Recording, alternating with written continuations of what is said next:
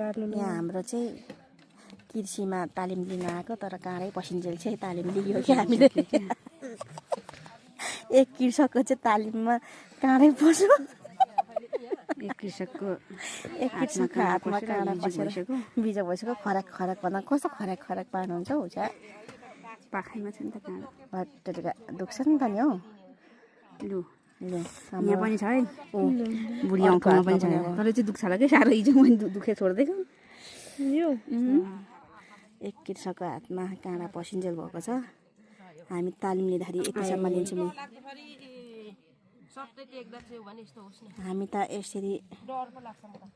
काँडै पस्ने गरी काँडै पस्ने गरी पो लिन्छौँ त तालिम त एकछिन सर्नुहोस् अनि तपाईँको ठिक हुन्छ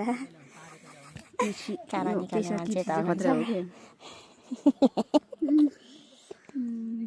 डक्टर यता हुनुहुन्छ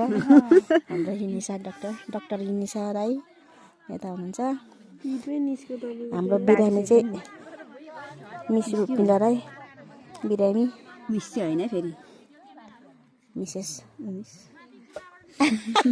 यता हाम्रो सर हाम्रो शुभयात्रा सर यता हुनुहुन्छ फोटो खिच्दै हुनुहुन्छ उहाँले